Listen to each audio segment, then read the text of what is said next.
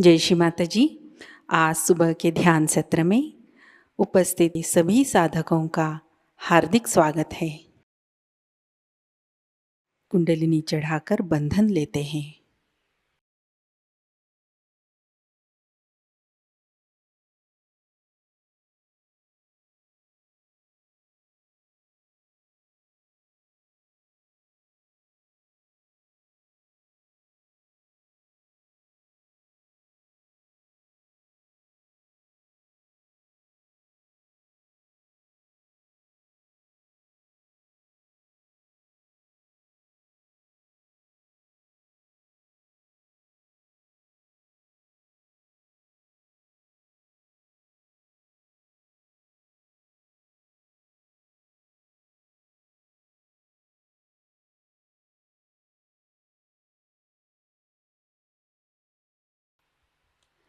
तीन महामंत्र, तत्पश्चात श्री गणेश मंत्र।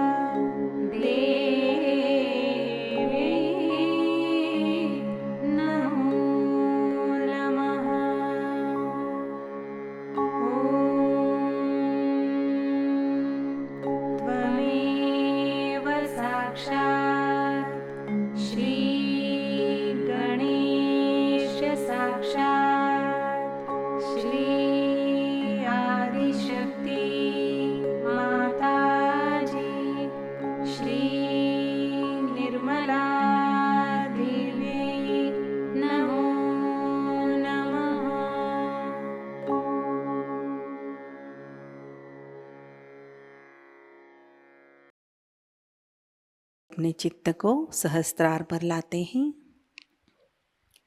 परम पूज्य श्री माता जी, कृपा कर आप सामूहिकता के सहस्त्रार में विराजिए। श्री माता जी, कृपा कर हमारा आत्म साक्षात्कार दृढ़ कीजिए। कुछ समय सहस्त्रार पर इसी अवस्था में बैठते हैं।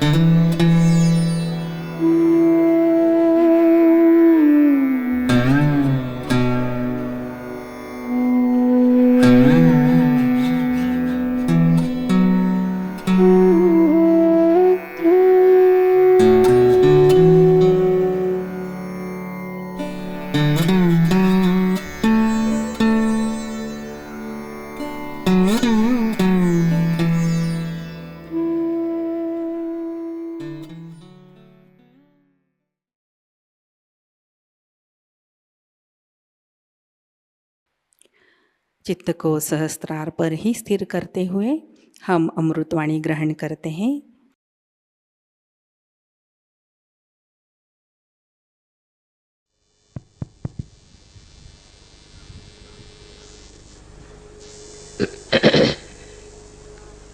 आज हम लोग शक्ति की पूजा करने के लिए एकत्रित हुए हैं। शक्ति का मतलब पूरी ही शक्तियाँ, और किसी एक विशेष शक्ति की बात नहीं।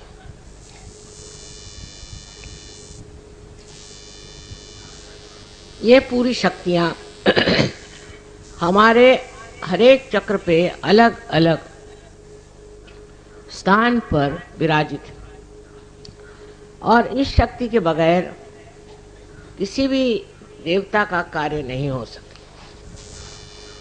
जैसे आप जानते हैं कि कृष्ण की शक्ति राधा और राम की शक्ति सीता, और विष्णु की लक्ष्मी। इसी प्रकार हर जगह शक्ति का सहवास देवताओं के साथ, पर देवता लोग शक्ति के बगैर कार्य नहीं कर सकते। वो शक्ति एकमात्र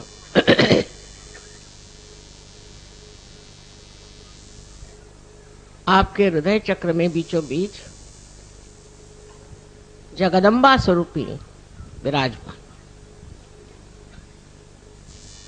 ये जगदम्बा शक्ति बहुत शक्तिमान है। उससे आगे गुजरने के बाद आप जानते हैं कि कहीं वो माता स्वरूप और कहीं वो पत्नी स्वरूप देवताओं के साथ रहती है। तो शक्ति का पूजन माने सारे ही देवताओं के शक्ति का आज पूजन होने वाला है। इस शक्तियों के बिगड़ जाने से ही हमारे चक्र खराब जाते हैं, और उसी कारण शारीरिक, मानसिक, बौद्धिक आदि जो भी हमारे समस्याएं हैं खड़ी हो जाती। इसलिए इन शक्तियों को हमेशा प्रसन्न रखना। कहा जाता है कि देवी प्रसन्नो भवेत्, ये प्रसन्न रहना चाहिए। देवी को अप्रसन्न करने से न जाने क्या हो जाए। अब कुंडलिनी के जागरण से इस शक्ति को एक विशेष और एक शक्ति मिली। इन शक्तियों में एक विशेषता और होती है, वो ये है कि सारे दूर सर्वव्यापी शक्ति जो परम चैतन्य, जो आदिशक्ति की शक्ति है, उससे इसकी एकाकारिता एकदम हो जाती है। उस एकाकारिता के कारण इसके अंदर वो शक्ति आ जाती है। इन छोटी छोटी, जिनको कहना चाहिए विभक्त शक्तियां हैं, उसमें पूरी तरह से एकत्र एकाकारिता शक्ति का संचार हो जाता। माने ये कि अगर समझ लीजिए आपकी हृदय की शक्ति कमजोर हो तो उसका संबंध जब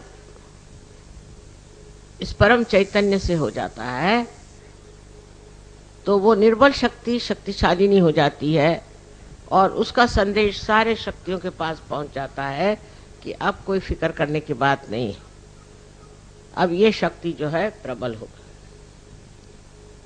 पर शक्ति जो है वो स्त्री स्वरूप है और देवता जो है वो पुरुष स्वरूप है। सो स्त्री का मान रखना, स्त्री का आदर रखना, गृह लक्ष्मी को गृह लक्ष्मी जैसे रखना आदि बहुत जरूरी बातें हैं जो हमारे यहाँ जो पुरुष हैं उनको सीखना चाहिए। इसका मतलब ये नहीं कि औरतें उनको हमेशा लेक्चर झाड़ते रहे या उनसे बिगड़ते रहे। औरतों को तो गृहलक्ष्मी के स्वरूप होकर के अपने पति और अपने बच्चे, घर द्वार, सबकी सेवा तो करनी होती है। उसको तो एक ही काम होता है, पति को हजारों काम होते हैं और वो ठीक से निभा करें, उसको ठीक से संभालें, ये बहुत जरूरी है। लेकिन पति का कार्य होता है कि अपनी पत्नी को देवी स्वरूप माने, अपने पत्नी को घर की शक्ति माने और उसके साथ जो संबंध हो वो निश्चल और शुद्ध हो। मनुष्य कभी कभी ये सोचने लग जाता है कि वो जैसे भी चाहे चले और ठीक है क्योंकि पुरुष है, ये उसको बड़ी गलतफहमी है। इस तरह से करने से उस पे जो संकट आने हैं वो आते, और पत्नी कितने भी वो संकट झेल रहे तो भी उसका कुछ कह नहीं सकते, क्योंकि अगर आप स्त्री को सताएंगे तो वहां पर देवताओं का रमण नहीं हो सकता। घर की औरत को जिद नहीं करनी चाहिए, पति को खुश रखना चाहिए, घर द्वार को ठीक रखना चाहिए, ये तो बात सही है। पर सबसे बड़ी बात यह है कि घर की गृहलक्ष्मी जो है वो घर की शक्ति है, इसलिए उससे एक तरह की बड़ी गहरी एकाकारिता साध्य करनी चाहिए।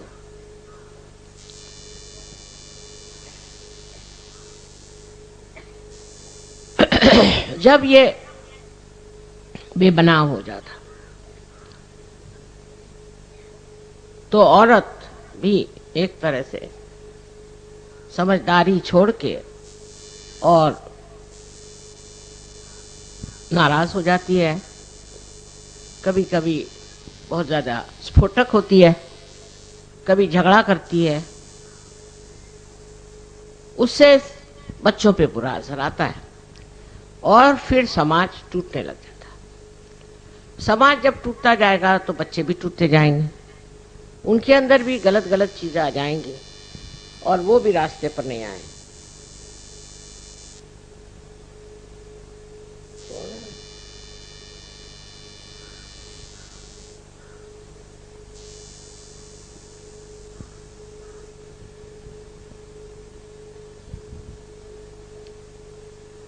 मध्येच उठून जाऊ नका।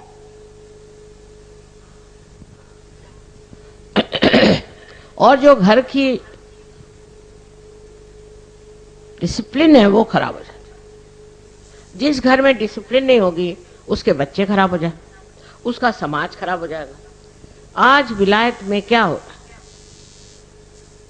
वहां की स्त्री इसकी जिम्मेदार नहीं समझती कि उसको समाज को बना कर रखना है, समझदारी से रहना है, और पूरी समय लड़ती रहती है। लड़ने झगड़ने से कभी भी घर में शांति नहीं आ सकती। शांति लाने के लिए क्या करना है, पति से सुझाव करना है, उससे बात करनी है कि आखिर क्या बात है, क्यों ना हम दोनों प्रेम के साथ रहें जिससे हमारे बच्चे ठीक रहें। परदेश में कुछ भी सीखने का नहीं है, क्योंकि उनका समाज बिल्कुल विचलित हो गया है। एक एक औरत है वहाँ 8-8 शादियां करती है और रईस हो जाती है, उसको बस पैसे की लालच है। वो अपनी सामाजिक स्थिति के लिए जिम्मेदार नहीं, वो नहीं सोचती कि हमारा समाज मेरे सर पे बैठा हुआ। आज भी हिंदुस्तान का समाज जितना बिगड़ा नहीं, उसका कारण माताएं अच्छी, पर माताओं को भी जबरदस्ती नहीं करनी चाहिए, समझाना चाहिए, उनसे दोस्ती करनी चाहिए और उनको अपने बराबर समझ करके और ठीक रास्ते पे रखना चाहिए।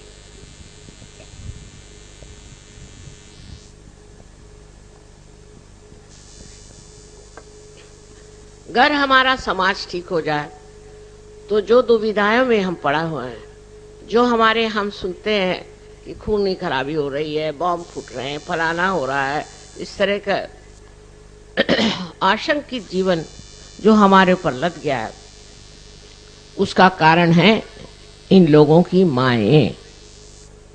उन माँओं ने अगर इन बच्चों को ठीक से रखता होता तो आज वो इस तरह से बेकाबू नहीं होते, इस तरह से गंदे काम नहीं करते। उनको एक तरह से ऐसा जीवन मिल जाना चाहिए कि जो अत्यंत पवित्र हो और अपनी पवित्रता को वो हमेशा माने और उसकी स्वच्छता रखे, क्योंकि जब पवित्र जीवन होगा तभी आपकी शक्ति जो है वो चलेगी, नहीं तो शक्ति खत्म हो जाए। तो यही सोचना चाहिए कि शक्ति का आधार पवित्रता, और जब उसमें पवित्रता नहीं रह जाएगी तो शक्ति जहां के तहां बैठ जाएगी और आप निशक्त हो जाएंगे। अमेरिका जैसे देश में मैं देखती हूँ कि बच्चे एकदम निशक्त, कहते हैं कि 65% लोग अमेरिका में अब या तो बीमार पड़ जाएंगे या पागल हो जाएंगे। उसका कारण है घर में जो माँ का प्यार, माँ का दुलार मिलना था वो ठीक से नहीं मिला, और माँ का प्यार और दुलार भी ऐसा नहीं होना चाहिए कि जिससे बच्चे खराब हो जाए। उस प्यार दुलार में एक ही विचार रहना चाहिए कि हमारा बच्चा जो है वो इस तरह का बने कि एक श्रेष्ठ नागरिक हो जाए, एक श्रेष्ठ मानव हो जाए और एक श्रेष्ठ सहयोगी हो जाए। इस दृष्टि से आप अपने बच्चों को अगर ट्रेनिंग देंगे तो अपना समाज एकदम ठीक हो सकता है, और उसके लिए ज्यादा करने की जरूरत नहीं। थोड़ी देर बच्चे अगर मेडिटेशन कर लें, काम खत्म। पर अगर बच्चों को आपने छूट दे दी तो न जाने, आजकल का जमाना इतना खराब है कि बच्चे कहीं से कहीं भाग सकते। इसलिए आवश्यक है कि आप, जो औरतें अपने को सोचती हैं कि हम लक्ष्मी हैं, फलाना है, ठिकाना है, सबसे पहले आप समाज का आधार है। समाज की ओर पुरुष की दृष्टि नहीं होनी और होती भी नहीं, उधर औरतों की होनी चाहिए। इसलिए मैं हमेशा कहती हूँ कि सहयोग में औरतें कमजोर हैं, आदमी नहीं। इसका कारण मैं नहीं समझ पाती क्योंकि मैं एक औरत हूं। औरतों को ध्यान धारणा और सर्च के बारे में सब मालूमात होनी बहुत जरूरी है, क्योंकि औरतों के ही कारण हम आज समाज को ठीक कर सकते हैं।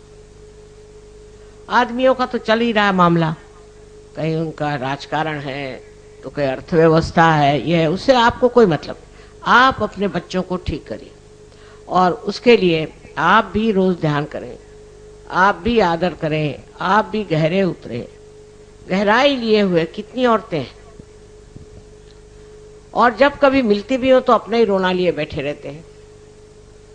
इसलिए मैं आज कह रही हूँ कि अगर आप शक्ति हैं तो आप शक्ति स्वरूपा होइए और उससे जो समाज का भला करना हो करिए, उससे आपके देश का, अनेक देशों का कल्याण हो सकता और देशों के सामने एक बड़ा भारी उज्जवल उदाहरण हो जाए। लोग देखकर सोचेंगे वाह क्या चाहिए। इस तरह का अपना देश अभी हुआ नहीं। अपने देश में अब भी इतनी खराबियां औरतों में आ गई हैं। एक तो फौरन विदेशी चीजों से बहुत जल्दी प्रभावित होना, सिनेमा उन्माद से बहुत ज्यादा प्रभावित होना और अपने को कच्चा दिखाना, जैसे कि सिनेमा की नटियां हैं वैसे बनने की कोशिश करना। मैंने अभी सोचा था एक लड़की के बारे में कि उसकी शादी करा दें, तो खबर हुई कि उस शीशे के सामने 3-3 घंटे बैठी रहती है। तो वो फिर अपने बच्चों को कब देखेगी, अपने घर वालों को कब देखेगी? वो इतने शीशे के सामने बैठने लायक है क्या? उसकी क्या इतनी जरूरत है? और इतना भी करके क्या शक्ल निकल रही है वो भी देख लीजिए। हम तो 5 मिनट से ज्यादा शीशे के सामने नहीं बैठते, 5 मिनट, वो भी काफी हो गया। और इसी प्रकार फिर बढ़ते बढ़ते लड़कियां जो है गलत रास्ते पे जाती है। दूसरी वो लड़कियां जो बिगड़ गई हैं, जो कॉन्वेंट की पढ़ी हुई हैं, जिनको अंग्रेजी तबीयत जिन्होंने सीखी हुई है, वो इनको नीचा दिखाती हैं। उनके नीचे दिखाने से ये लोग भी उसी तरह से चलने लगते हैं। आपको चाहिए कि ऐसे लड़कियों को खुद आप सोचें कि ये कहाँ है, ये तो बिल्कुल गुलामी में फंसी हुई है। आज ये कपड़ा आया तो वो पहन लिया, कल दूसरा कपड़ा आया तो वो पहन लिया, घर में ढेर की ढेर लगा के रख देंगे। इससे मनुष्य की शोभा नहीं बढ़ती, और विशेषकर स्त्री की शोभा इस रोज के कपड़े बदलने से और फैशन करने से नहीं बढ़ती। अपनी शक्ति की जो भक्ति है वो करना चाहिए, उसको समझना चाहिए। उससे जो आपके अंदर एक अप्रतिम विशेष आशीर्वाद मिलेगा, उससे आप सारे ही प्रश्न किसी भी तकलीफ के बगैर ठीक कर सकते हैं। क्योंकि अब आपकी एकाकारिता इस सर्वव्यापी शक्ति से हो गई, तो लड़ने झगड़ने से कुछ नहीं होता। शांति से ध्यान करके, समझदारी रख के अपने बच्चों को सीधे रास्ते पे लाना चाहिए। अब पति जो है वो बहुत ज्यादा, समझ लीजिए, राइट साइडेड है, बहुत सोच रहा है ये करूंगा वो करूंगा वो करूंगा, लेकिन औरत को उस तरह नहीं होना चाहिए। उसको एक किस तरह से मैं समा जाना चाहिए, अपने घर खानदान में उसको समा जाना चाहिए। समुंदर है, उसको एक तरफ से दबाओ तो दूसरी जगह समा जाता। इसी प्रकार स्त्री का हृदय होना चाहिए कि उसको एक तरफ से तकलीफ हुई, दूसरी जगह समा जाए। समाना माने क्या? समाना माने एकाकारिता। एकाकारिता लानी चाहिए। जब वो ये नहीं ला सकती तो वो शक्ति नहीं है। अगर वो झगड़ा करती है और सबसे वाद विवाद ही करती है तो वो शक्ति नहीं है।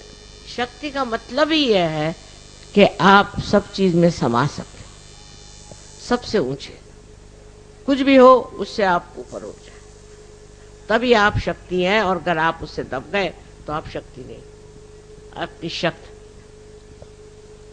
स्त्री के बारे में हमारे देश में अनेक बातें कही गई हैं, और हम अपने भारत माता को भी, उसको भी हम एक माँ के रूप में देखते। हमारे यहाँ माँ बहुत बड़ी चीज मानी जाती है, क्योंकि वो लड़के को गलत रास्ते से बचाती है, उसको सही तरीके से बड़ा करती है, उसको वो ऐसे बहुमूल्य गुण देती है जो उसको जिंदगी भर के लिए पूरे पड़े। ऐसी हालत में आप लोगों को ये सोचना चाहिए क्या हम अपने घर में शांति, सुख और आनंद देते हैं? घर पे पति आया और आप लड़ाई झगड़ा शुरू कर देते, या नहीं तो बस रंदो रंदो रंदो, इस तरह से एक अछूतापन। अगर आप घर में आनंद और प्रेम की सृष्टि करें तो आपके बच्चे ठीक से पनप जाए। उसी प्रकार पुरुषों के लिए बहुत जरूरी है कि हर समय अपनी बीवी से मजाक करना कोई बड़ी अच्छी बात नहीं। नॉर्थ इंडिया में बहुत ज़्यादा है, बीवी का बड़ा मजाक करते रहे सुबह शाम। उसमें कोई बड़ी भारी बुद्धि चातुर्य नहीं है, बेकार की बात है। अपने बीवी के गुण देखिए, जरूर नहीं उसको बखानिए, पर उसको समझिए और उन गुणों से परिचित हो करके और उसका मान पान सब रखना चाहिए। आज मैं इसलिए बात कह रही हूँ कि बहुत सी औरतें सहयोग में आई हैं, लेकिन अब भी उनमें कर्मकांड बहुत, फलाना है शुक्रवार, खासकर महाराष्ट्र में तो बहुत ज्यादा। आप स्वयं गुरु हो गए, आपको क्या कर्मकांड करने की जरूरत है? सो जो औरतें इस तरह कर्मकांड में फंसी हैं उनको इसमें से बचाना है, उनको समझाना और उनको समझा के ये बताना है कि आप ही के अंदर शक्ति है और आप अपनी शक्ति से ही कार्यान्वित हो सकते। आज बंबई शहर को देखते हुए मुझे लगता है कि इसमें परदेशी संस्कृति बहुत आ गई,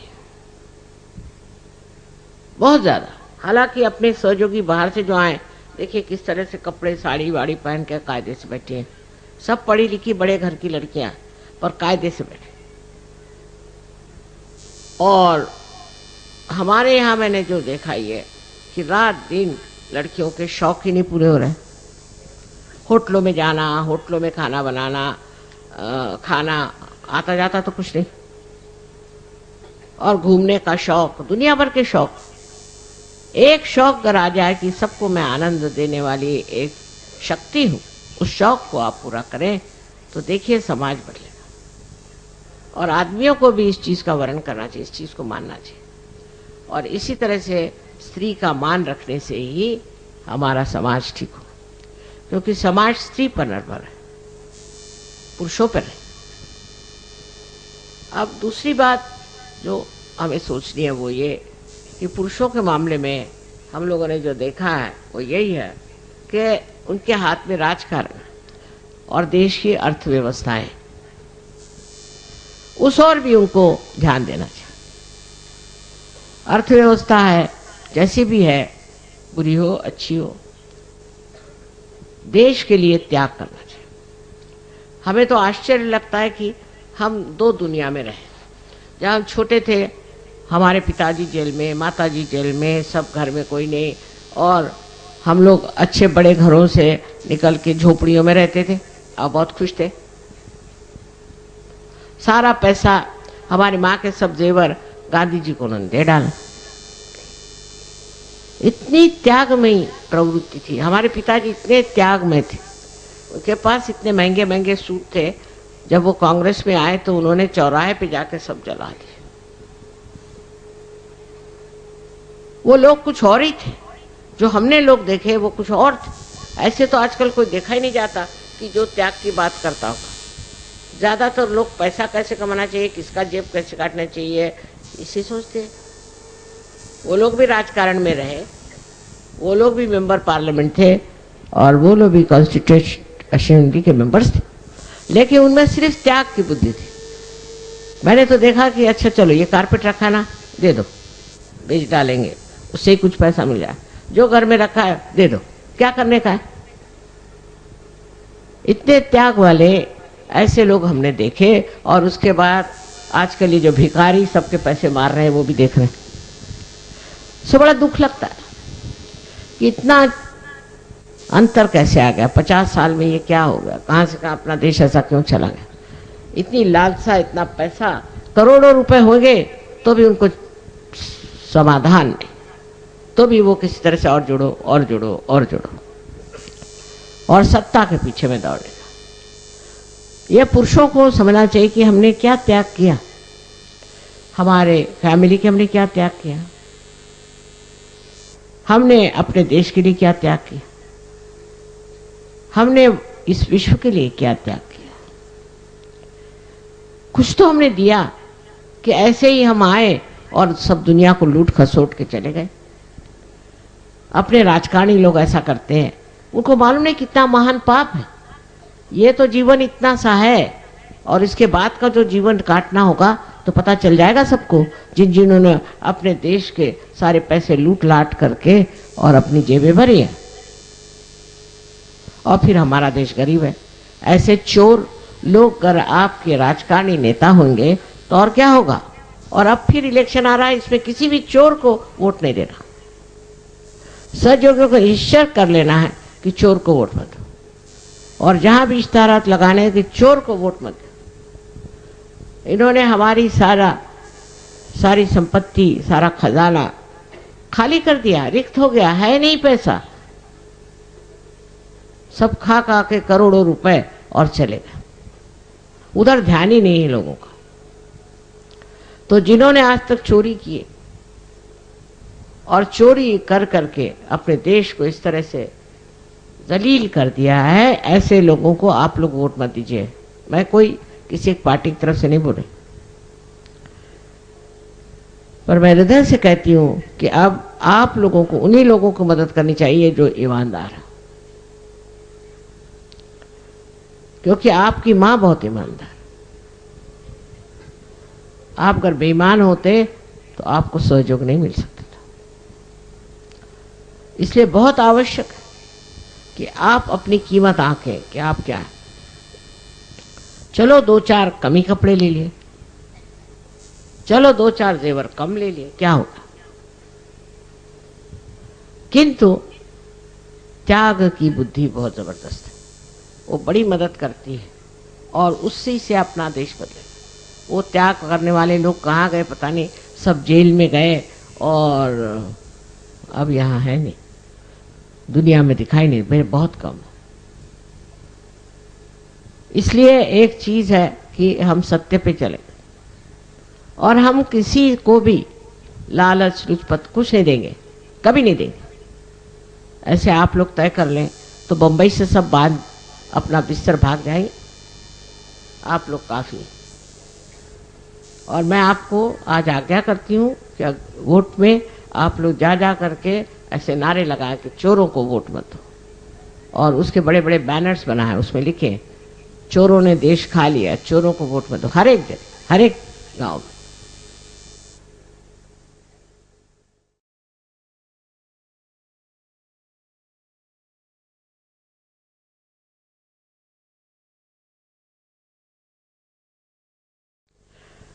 I was telling them about the Shakti is the woman.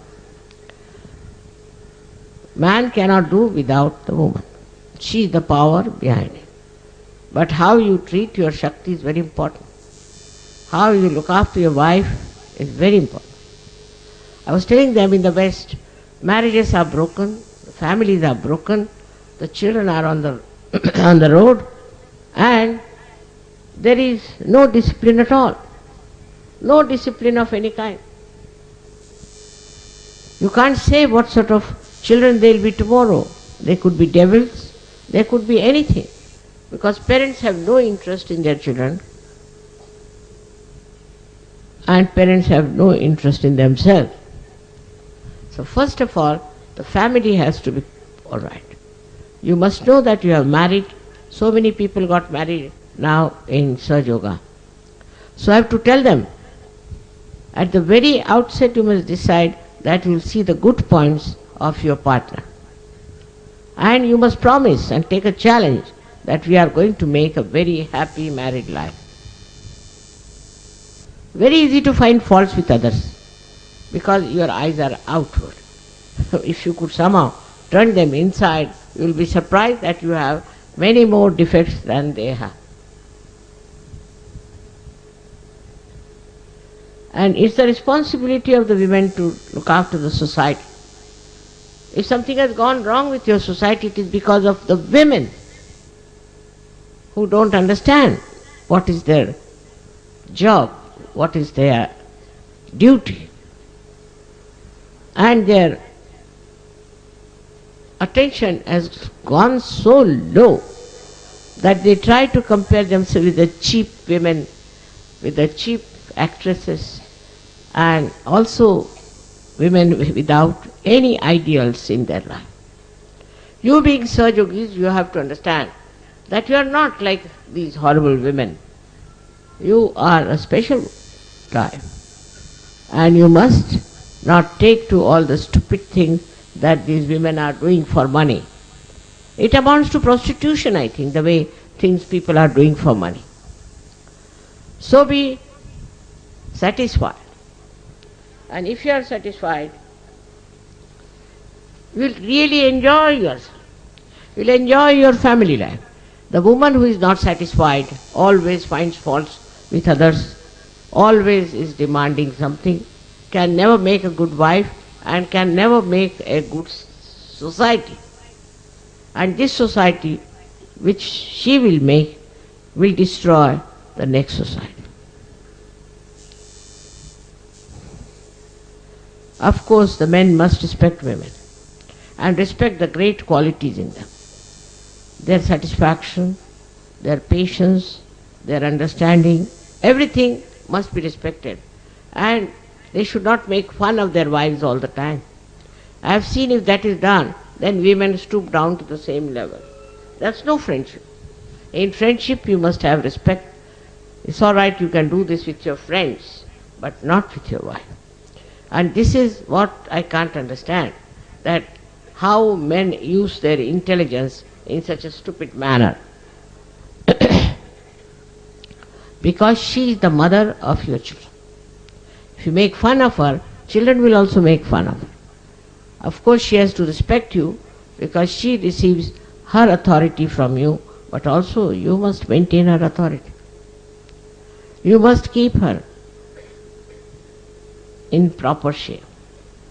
For small things, husbands give up their wives and misbehave.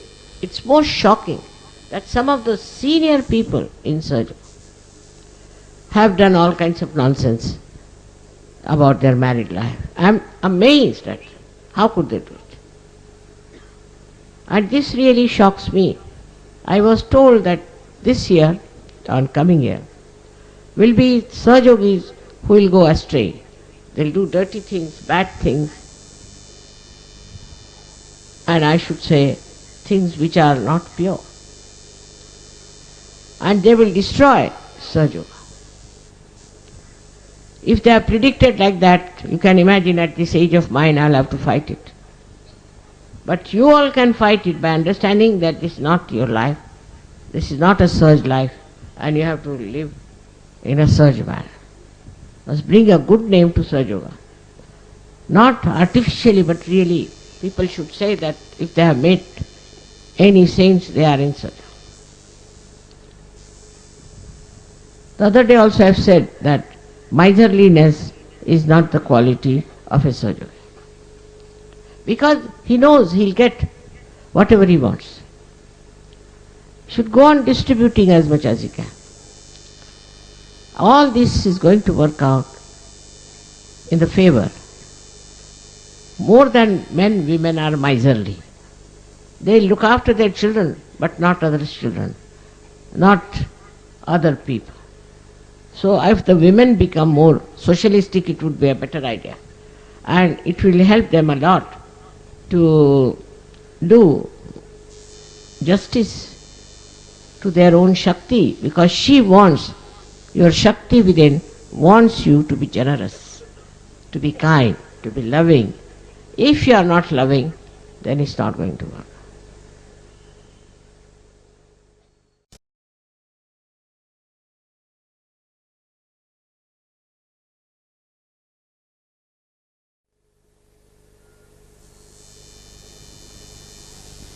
आता सगळ्यांना सांगितलं हिंदी भाषेत, तर मराठी लोक काही हिंदी बिंदी शिकले का नाही का अजूनही मराठीतच गुंतलेत. स्वतः म्हणजे मराठी इतकी सुंदर भाषा आहे की त्या भाषेला तुम्ही जोपर्यंत हिंदी शिकणार नाही तोपर्यंत वैशिष्ट्य येणार नाही. तेव्हा ज्यांना मराठीच येतं, आम्ही आता मराठीच आहात, ते काय आता चालणार नाही. देवाला सुद्धा आता इंग्लिश समजू लागले. मग तुम्हाला कमीत कमी हिंदी आली पाहिजे, कमीत कमी. इंग्लिश आलं तर बरंच आहे, पण निदान हिंदी तर बोलता यायला पाहिजे. पण मराठी लोकांचा हेका फार आहे प्रत्येक गोष्टीत. हेकेखोर लोक आहेत आणि घमेंड फार. आम्ही मराठी म्हणजे शिवाजी महाराज, सगळे शिवाजी महाराज आणि सगळ्या जिजाया, काही समजतच नाही या लोकांचं. तेव्हा नम्रता धारण करून सहजोगात उतरलं पाहिजे. नम्रता हा शब्द इकडे आहे नाही, कोणी वापरत नाही. वापरला तरी ती नम्रता असायला पाहिजे. असं मला नमस्कार करतील जितक्यांदा मी त्यांना बघेन तितक्यांदा नमस्कार, पण बाकी का. तेव्हा मराठी लोकांची जी आढ्यता आहे आणि जो हेकेखोरपणा आहे तो मी इथून तिथून पाहिलेला. त्यातून अनेक गुरु लागलेले, अनेक कर्मकांड लागलेले, ते सुटणार नाही. यांचं भलं कधी होणार. नावाला सहयोगी, माझ्या बाज लावून फिरून कोणी सहयोगी होणार नाही. हृदयापासून सहयोगी व्हायला पाहिजे. आणि त्यात पहिल्यांदा नम्रता, गोडवा, आणखी दुसऱ्यांच्या प्रती अत्यंत कळकळ असायला पाहिजे. तुमची आई कशी आहे तसं बनण्याचा प्रयत्न करा. नम्रतापूर्वक राहणं शिका. नुसतं रस्त्यावरती जशा बायका भांडतात तसेच मी पाहिल्या सहयोगिनी भांडताना मला आश्चर्य वाटलं. अहो, तुम्ही सहयोगिनी आहात, तुम्ही योगी जनांमध्ये आलात, तुम्हाला असं भांडकुदळपणा कुठून येतो. पण नम्रता म्हणजे कोणाच्याच पादवीला पुजलेलं नाही असं दिसतंय. तेव्हा माझी अत्यंत कळकळीची विनंती आहे की मराठी बायकांनी नम्रता धारण करा. आणि पुरुषांनी सुद्धा. पुरुष जरा कुठे शिपाई झाला की त्याचं डोकं खराब होतं महाराष्ट्रात, पण तसं तिकडे उत्तरेला नाही. आश्चर्याची गोष्ट आहे की कमिशनर असला तरी अगदी बरोबर ठिकाणावर. जराशी नोकरी मिळाली की त्याचं डोकं फिरलं म्हणजे समजा महाराष्ट्र. इतक्या उथळ माथ्याचे लोक झालेत. त्या मला समजत नाही आता की कसं समजावून सांगायचं की अहो, गहनात उतरा, काय मिळवायचंय ते जाणून घ्या. तुमच्या इथे जेवढ्या संत साधूंनी जन्म घेतला ते सगळे हारून सगळ्यांना नमस्कार करून समाधी घेऊन जा. नको रे बाबा ह्या महाराष्ट्रात राहायला. कोणाला सोडलं नाही, छळून काढलं, माझ्या मागे लागले ते. तेव्हा सगळ्यांशी प्रेमाने बोलणं, सगळ्यांचा आदर ठेवणं. आणि तो मानव आहे, मी मानव आहे, आणि माझी मानवता त्याला दिसली पाहिजे असा प्रयत्न केला पाहिजे. नसत्या फुशारक्या मारण्यात, आणखी स्वतःचा मोठेपणा स्वतःवरती लादून घेण्यात काहीही अर्थ नाही. आता माझा अनुभवच झालेला आहे की मी बघते तिकडचे लोक, नॉर्थ इंडियाचे, मी समजायचे हे लोक बेकार आहेत, पण महाराष्ट्रात सगळ्यात जास्त बेकार लोक आहेत. खेडोपाडी मी गेले, कुठे गेले, पण त्यांची नम्रताच नाही त्या लोकांना. आणि जे मोठे लोक आहेत त्यांची भलती शिस्त चालते, भलती शिस्त. मग मुलं कशी ठीक होणार. पुरुष तर एवढे शिस्तवाले की काय विचारू नका, की कुठून मिलिटरीतनं आले की काय असं वाटतं मला. अहो, प्रेमळपणा, सगळ्यांशी प्रेमाने वागणं, सगळ्यांना आपलीच मुलं समजणं. पण आपल्याच मुलाला तुम्ही त्रास देता तर दुसऱ्यांना काय समजणार. तर महाराष्ट्रातले जे गुण आहेत ते नम्रतेत आले पाहिजे. गणपतीची नम्रता आपल्याला माहिती आहे, मला सांगायला नको. तशीच नम्रता यायला पाहिजे, तोच गोडवा यायला पाहिजे. तसं दिसत नाही. आणि एक दुसऱ्यांशी मानाने बोललं पाहिजे, कारण तुम्ही सगळे योगी जन आहात. सगळ्यांनी एक दुसऱ्याचा मान केला पाहिजे. हे सगळे योगी आहेत. म्हणजे एकदा मी सांगत होते की चोखा मळा,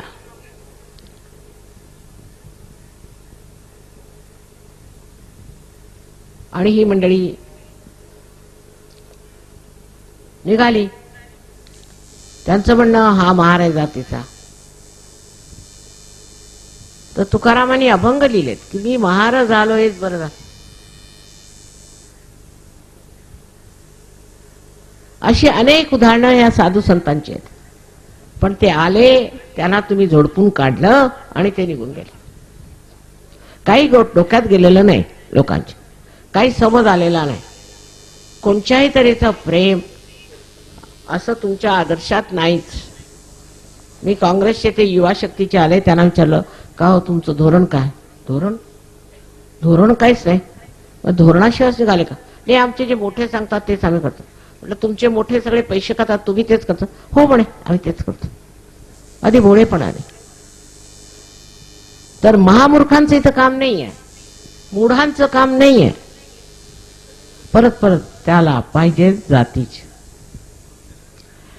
आता कसंही करून महाराष्ट्राची स्थिती नीट करावी आणि इथल्या तरुण मुलांचा आदर ठेवावा, त्यांचा मान ठेवला पाहिजे.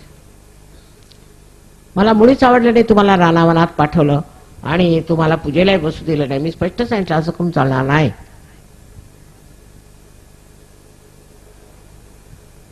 प्रेम हे मुख्य आहे.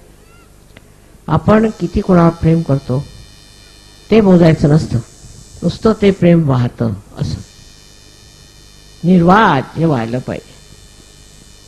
सगळ्यांना प्रेमाने आदराने वागून एक नवीन आम्हाला सहयोगांचा समाज स्थापन करायचा आहे. केलाय म्हणा, पण अजून जरासा एवढा चमकत नाही, तो चमकावलाच आहे. ते तुमच्या वागण्याने, तुमच्या प्रेमाने उथमलेल्या शब्दांनी प्रत्येक गोष्टीने स्पष्ट होईल आणि आपला समाज अत्यंत सुंदर समाज होईल, अत्यंत सुंदर. म्हणून जे वाईट ते नकोच आणि जे चांगलं ते हवं, अशी प्रवृत्ती बाळगून सगळ्यांनी राहायला पाहिजे. सगळ्यांना माझा अनंत आशीर्वाद.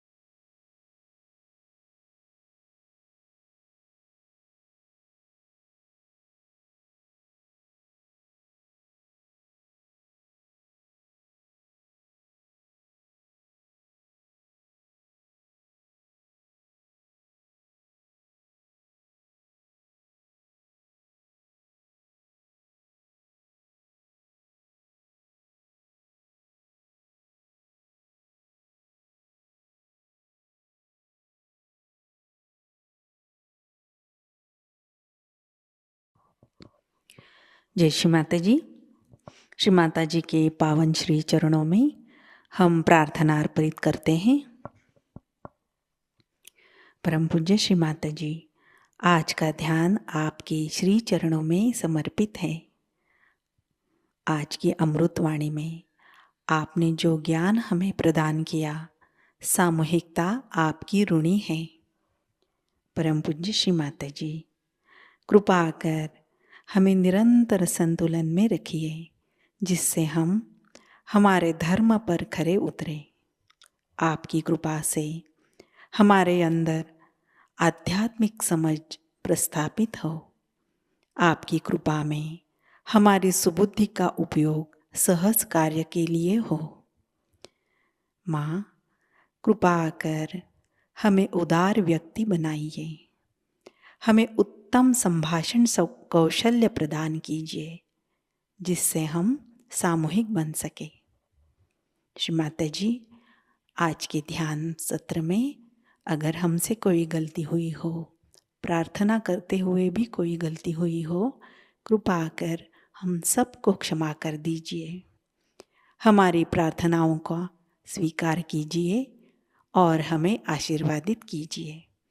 आपके श्री चरणों पर कोटि कोटि प्रणाम, अनंत कोटि प्रणाम। जय श्री माता जी। कुंडलिनी चढ़ाकर बंधन लेते हैं।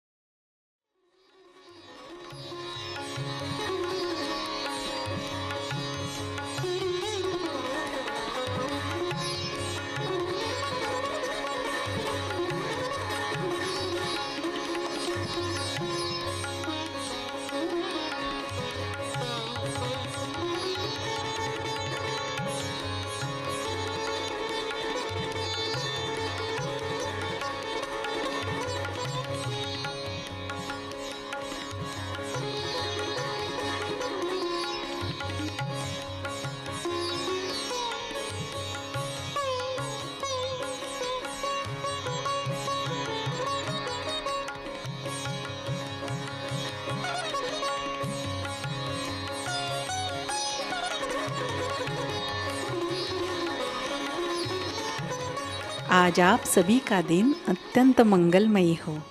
आज का ध्यान सत्र अभी संपन्न होता है। जय श्री माता जी।